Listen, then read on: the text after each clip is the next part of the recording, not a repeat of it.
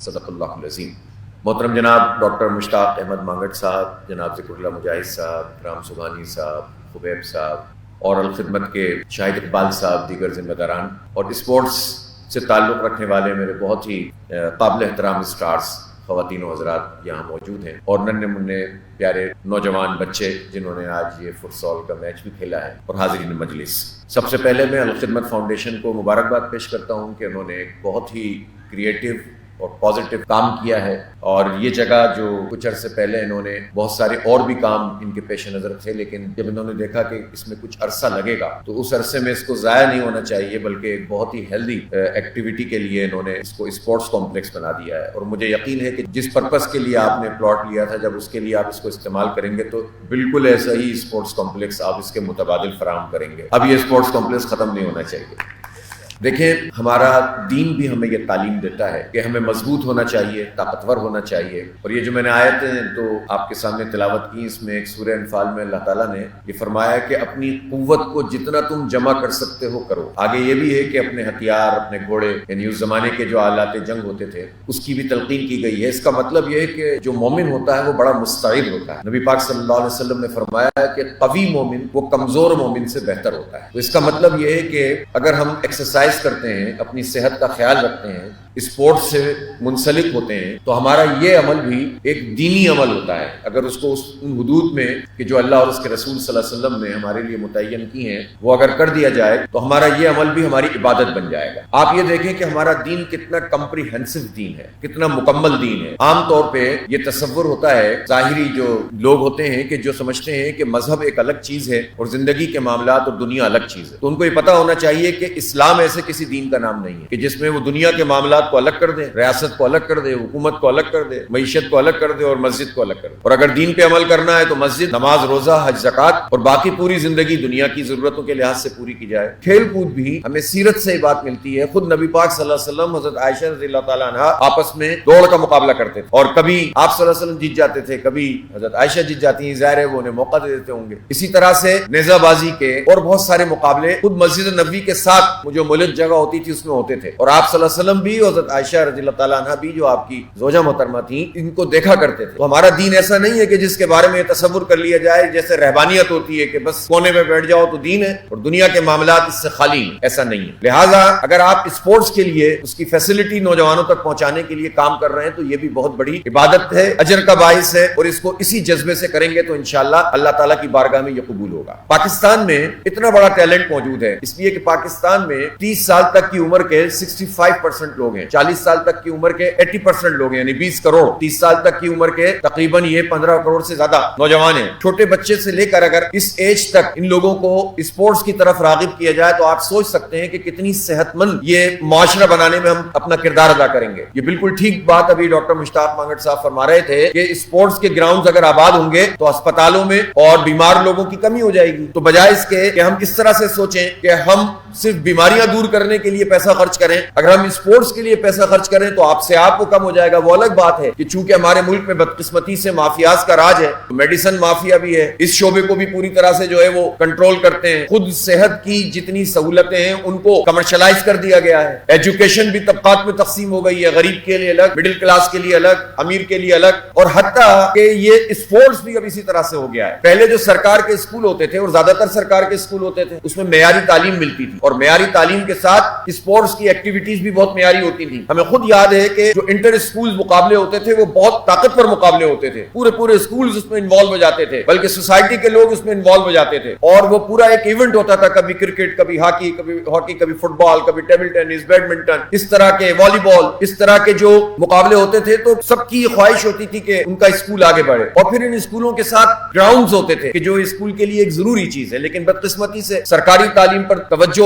کم ہوتی چلی گئی حکمرانوں کی، اور اب تو یہ آؤٹ سورس کرتے چلے جا رہے ہیں۔ پرائیویٹ سیکٹر میں لوگ کیا کریں، وہ پرپز بلڈ اسکول کیسے بنائیں، ہر کوئی تو نہیں کر سکتا، تو گلی محلوں میں اسکول بنتے ہیں، تو گلی محلوں کے اسکول میں تو ایکٹیویٹی نہیں ہو سکتی، تو اس کے نتیجے میں ہمارے جو بچے ہیں وہ کمپرومائز ہو رہے ہیں۔ اور پھر کیا ہوا اس کے بعد، کھیلوں کے میدانوں پہ قبضے شروع ہو گئے، اکیڈمیز بن گئے۔ اگر کھیل کے میدان میں کھیل بھی ہو رہا ہے تو وہ بھی اب طبقاتی تقسیم کی بنیاد پر ہو رہا ہے۔ جب اتنی فیس رکھیں گے آپ تو ٹیلنٹ کہاں سے آئے گا؟ صرف چند لوگوں کا ٹیلنٹ آپ کو ملے گا، تو عام بچے کہاں جائیں، محلوں کے بچے کہاں جائیں، کس طرح کھیلیں؟ اس لیے ہم یہ سمجھتے ہیں کہ اسپورٹ اسپورٹس کو پروموٹ کرنا, گراؤنڈز کو بازیاب کرنا, ہر نوجوان کے لیے ایکسیسیبل بنانا, خاص طور پر بچیوں کے لیے پورا تحفظ اور محفوظ ماحول فراہم کرنا جس میں ہماری یہ لڑکیاں کھیل سکیں, اچھے طریقے سے آگے بڑھ سکیں, اور نوجوانوں کو پر راغب کرنا. اس کے کیا فائدے ہوں گے؟ آپ کو معلوم ہے کہ اس وقت جو ہماری نسل ہے اس میں ٹیلنٹ بھی ہے, انرجی بھی ہے, بہت کچھ کرنے کی صلاحیت بھی رکھتے ہیں, لیکن ان کے پاس راستہ کوئی نہیں ہے. ایجوکیشن میں بھی ان کے لیے رکاوٹ, اسپورٹس میں بھی ان کے لیے رکاوٹ. پھر کیوں شکایت کرتی ہے پرانی نسل کے ہر وقت موبائل دیکھتے رہتے ہیں؟ آپ انہیں دیتے کیا ہیں؟ آپ انہیں کھیل کا میدان نہیں دیتے. آپ جین زی کا مطلب صرف بہت پڑھی لکھی نسل تو نہیں ہوتا. اس کا نام ذرا انگلش سے ہے تو اس کا مطلب یہ تھوڑی ہے کہ یہ تو ہر عمر کے بچے ہیں, دیہات کا بھی ہے, غریب آبادیوں کے بھی ہیں, کچرا چننے والے بچے بھی ہیں. یہ سب ہماری قوم کے بچے ہیں. ان میں سے کوئی بھی ایسا نہیں ہے جس کو ہم کہیں کہ یہ غریب ہے, یہ مڈل کلاس ہے, یہ امیر ہے. ہر ایک میں ٹیلنٹ اللہ تعالیٰ نے پیدا کیا ہے, بہت کچھ یہ کر سکتے ہیں, لیکن اس ٹیلنٹ کو ہم ضائع کر دیں. اور پھر اس کے بعد مڈل کلاس بھی اب اپنی سروائیول کی جنگ لڑ رہی ہے. تو جب آپ انہیں کھیلنے نہیں دیں گے, جب انہیں آپ مقابلے میں اس میں لے کر نہیں آئیں گے, تو پھر وہ ساری ایکٹیویٹی کریں گے کہ جو غیر صحت مند ایکٹیویٹی آپ جسے کہتے ہیں, یا تو وہ اسکرین کو دیکھتے رہیں گے, یا خدا نخواستہ کسی کے ہتھے چڑھ جائیں گے, منشیات فروشوں کے ہتھے چڑھ جائیں گے, اور اس کے نتیجے میں آپ سوچ سکتے ہیں کہ پورا خاندان تباہ ہو جاتا ہے, ایک فرد تباہ نہیں ہوتا. ویسے بھی اس وقت ڈرگز کا بہت بڑا کاروبار ہے جو پاکستان میں ہو رہا ہے, پوری دنیا میں ہو رہا ہے, لیکن پاکستان جیسے ملک میں بھی ہو رہا ہے, اور اس پر کسی کی توجہ نہیں ہے کہ اس کو ٹھیک طریقے سے ایڈریس کر سکیں اور ان مافیاز کو پکڑ سکیں. تو اس کے مقابلے میں جب آپ پازیٹیو ایکٹیویٹی نوجوان کو دیتے ہیں, بچے کو دیتے ہیں, تو پھر اس کی توجہ بڑھتی ہے, اس کا ذہن بڑھتا ہے, اس کا ذہن صحت مند ذہن بنتا ہے, اس کی پوری جسم پر, اس کی پوری سوچ پر, اپروچ پر اس کا اثر پڑتا ہے. بعض بچے بہت ایکٹیو ہوتے ہیں, بعض بہت ڈل ہوتے ہیں. ایکٹیو بچوں کو اگر آپ اسپورٹس نہیں دیں گے تو گھر میں ہی تباہی مچائیں گے. پھر اماں کہیں گے یہ ٹوٹ گیا, وہ ٹوٹ گیا, شیشہ توڑ دیا, برتن توڑ دیا. بھائی اس کو اتنا کھلاؤ, اتنا تھکاؤ, پھر پڑھاؤ, تو انشاءاللہ بستر پہ جا کے زوردار طریقے سے گرے گا اور سو جائے گا. تو اس لیے کھلائیں, آپ بچوں کو آگے بڑھائیں, ان کو پازیٹیو کام دیں, ان کو فزیکل ایکٹیویٹی دیں, اور اس کے ساتھ ساتھ ان کی تعلیم پر بھی توجہ دیں. تو یہ بڑی اچھی بات ہے. اب میں یہ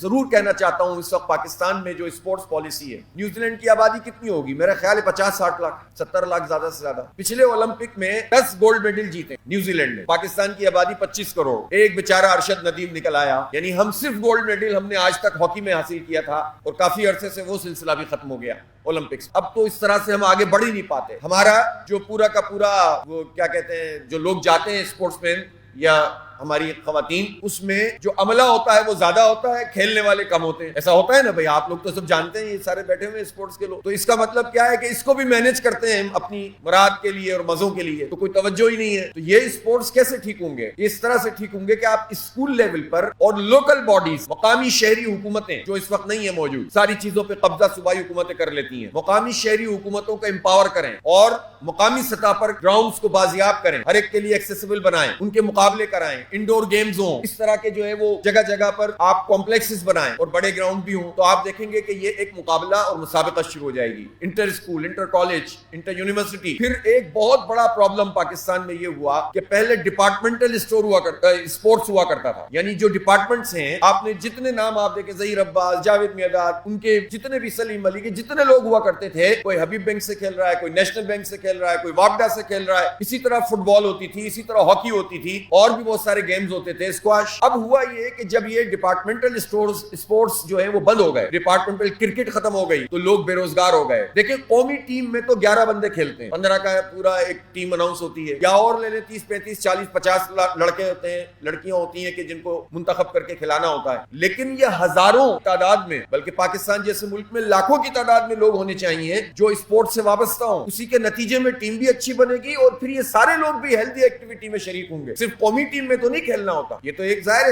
بہت بڑی چیز ہوتی ہے کہ آپ قومی ٹیم میں کھیلیں. لیکن یہ جو ہزاروں نوجوان جن کی عمریں جو ہیں وہ چھوٹی سی عمر سے ان کو یہ ڈپارٹمنٹس لے لیا کرتے تھے, کمپنیز لے لیا کرتی تھیں, پھر ان کے مقابلے ہوا کرتے تھے, اس کے نتیجے میں روزگار سے بھی وابستہ ہو جاتے تھے اور اسپورٹس پہ توجہ دیتے تھے. اب ایک نوجوان اگر اپنے اسپورٹس پہ توجہ دے, تعلیم اور پھر اس کے ساتھ روزگار کے اس کے مواقع نہ ہوں, تو پھر وہ چھوڑ دیتا ہے اسپورٹس کو. لیکن یہ کتنی زبردست چیز تھی کہ یہ ڈپارٹمنٹ سنبھال لیا کرتے تھے ان کو. تو اس کو ریوائز ہونا چاہیے, ریوائیو ہونا چاہیے. اور جتنے بھی ایسے سیاستدان کچھ گزرے ہیں پچھلے, میں نام نہیں لیتا, یہ موقع نہیں ہے, کہ جنہیں ڈپارٹمنٹل کرکٹ بہت بری لگتی تھی اور انہوں نے یہ بند کر دیا, جس کا نقصان پاکستان کو ہوا. ضروری نہیں ہوتا کہ کوئی بہت اچھا فٹ بالر ہے تو وہ کھیلنے والا فٹ بالر جو ہے وہ پورا اسپورٹس کا نقشہ بھی بنا سکتا ہے, یا کرکٹ کھیلنے والا کوئی بہت بڑا چیمپئن دانشور بھی بن سکتا ہے کہ وہ قوم کی اسپورٹس پالیسی بنائے. اسپورٹس پالیسی کے لیے پھر آپ کو اور بہت ساری چیزیں دیکھنی ہوتی ہیں. لہٰذا یہ ڈپارٹمنٹل اسپورٹس کو ریوائیو ہونا چاہیے. اسی طرح سے لوکل باڈیز کو امپاور کرنا چاہیے اور اسپورٹس اس کا ایک خاص وہ ہونا چاہیے. تیسری بات یہ ہے کہ انٹر اسکول, انٹر کالج اور انٹر یونیورسٹی, پھر اسکولوں کے لیے گراؤنڈز کو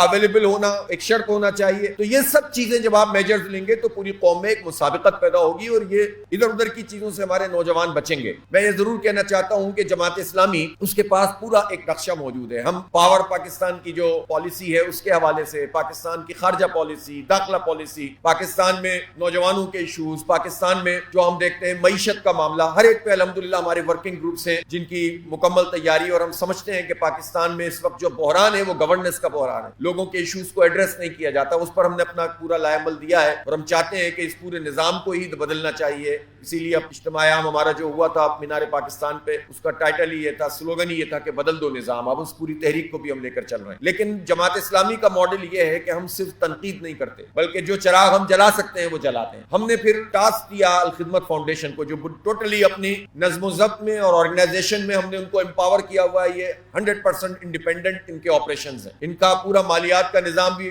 100% انڈیپینڈنٹ ہے. آپ نے نام سنا ہوگا بنو قابل پروگرام کا. آئی ٹی میں ہم نے نوجوانوں کو رجسٹر کرنا شروع کیا, فری اسکالرشپ دی اور 3-4 مہینے کے کورسز کرانا شروع کیے, اور ماشاءاللہ بچے اور بچیاں ہماری جو ہے وہ سیکھ جاتی ہیں, جاب پہ لگ جاتی ہیں, اپنا کام شروع کر دیتی ہیں. تو یہ بنو قابل پروگرام اتنا سکسیسفل ہے کہ 12 لاکھ نوجوان پاکستان میں اس میں رجسٹر ہو چکے ہیں, اور جگہ جگہ جو ہے وہ ہم اس کے کیمپسز کھول رہے ہیں. اب سینکڑوں کی تعداد میں اس کے کیمپس چل رہے ہیں. جب ہم نے دیکھا کہ نوجوانوں میں اتنی زیادہ ضرورت بھی ہے اور ہم صرف برا بھلا کہتے رہیں اور انہیں فیسیلیٹیٹ نہ کریں تو ان کا کیا قصور ہے, تو ہم اگر ان کو سپورٹ کرتے ہیں تو وہ آگے بڑھ کر آتے ہیں. تو ایک گیپ تھا جس کو فل کیا جا رہا ہے. تو پھر اب ہم نے اپنا ایک پورا کمپریہنسو پروگرام بنایا ہے 5 پوائنٹس کا. اس کو ہم نے کہا ہے زی کنیکٹ پروگرام. یہ جو جن زی ہے, جنریشن زی, اس پر پوری دنیا میں ریسرچز ہو رہی ہیں کہ یہ بالکل ایک الگ سے فینومینا پوری دنیا میں سامنے آ گیا ہے. 1997 کے بعد جو بچے دنیا میں آئے ہیں, ان کے بیہیویئرز, ان کی سوچ, ان کی اپروچ, ان کی پرابلمز, ان کی ڈیمانڈز, یہ ظاہر ہے جس دور میں یہ ہیں,